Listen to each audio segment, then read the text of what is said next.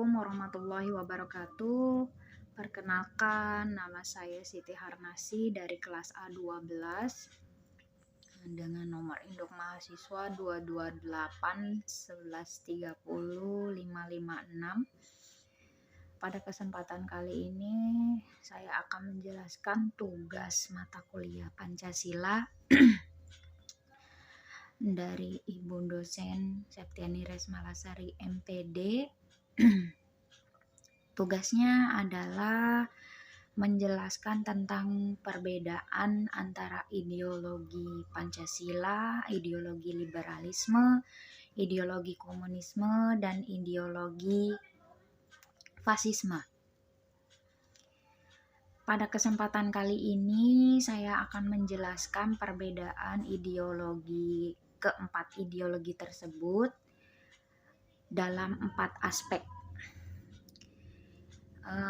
Perbedaan tersebut saya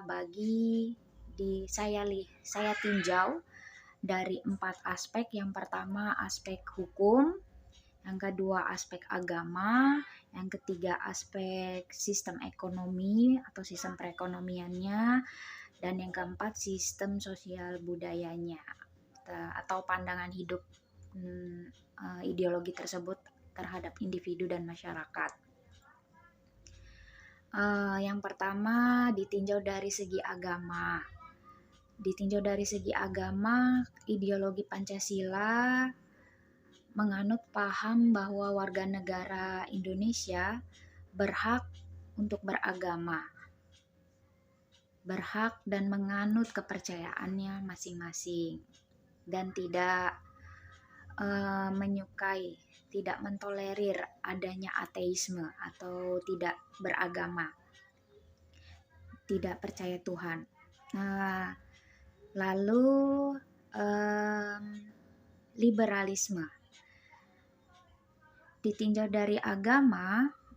Liberalisme itu sangat membebaskan warga negaranya untuk beragama ataupun bersifat ateis.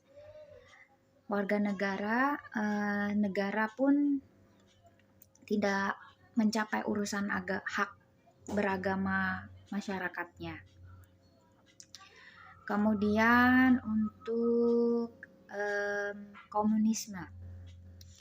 komunisme itu identik dengan tidak percaya Tuhan atau ateis. Lalu fasisme, mereka menolak persamaan antara ajaran Yahudi, Kristen, dan ajaran Islam yang ditinjau dari aspek kemanusiaan. Mereka itu ideologinya lebih mengedepankan kekuatan, the power of ideologi. Kemudian yang kedua ditinjau dari segi hukum. Ideologi Pancasila menganut, dan yang kedua ditinjau dari segi hukum. Ideologi Pancasila menganut bahwa setiap warga negara Indonesia itu diatur oleh hukum yang berdasarkan atas Undang-Undang Dasar 1945. Kemudian liberalisme menganut paham bahwa aturan hukum diberi kebebasan yang luas dalam bertindak setiap warga negaranya itu, asalkan tidak melanggar hukum. Yang ketiga, komunisme. Komunisme itu menganut paham bahwa aturan hukum tidaklah terlalu ketat sehingga masyarakatnya membuat batasan-batasan aturan tertentu. Dan yang keempat, fasisme. Fasisme itu aturan hukum itu dibuat hanya untuk melindungi penguasa saja. Kemudian yang ketiga ditinjau dari segi ekonomi, sistem perekonomian. Ideologi Pancasila menganut paham bahwa sistem perekonomian itu melibatkan pemerintah. Jadi masyarakat yang ekonominya kuat maupun lemah saling membantu, bantu-membantu ya dalam mencapai kemakmuran bersama pemerintah. Sedangkan liberalisme sistem perekonomiannya menganut membuka persaingan seluas-luasnya. Jadi pemerintah tidak ikut campur dalam sistem ekonomian masyarakatnya. Sedangkan komunisme itu bersifat negara memegang kuasa penuh dalam sistem perekonomian negaranya. Sedangkan fasisme aturan sistem perekonomiannya hampir sama seperti komunis, tapi sampai kepada dia hingga berujung ke kapitalisme dan monopolisme. Kemudian yang terakhir ditinjau dari segi pandangan individu dan masyarakat. Ideologi Pancasila menjunjung tinggi hak individu masyarakatnya, sehingga hak itu diakui keberadaannya.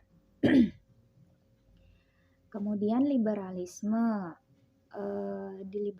liberalisme itu menjunjung tinggi hak individu, masyarakat tidak penting. Sedangkan komunisme menganggap bahwa individu itu tidak penting dan masyarakat pun tidak penting. Kemudian yang terakhir fasisme,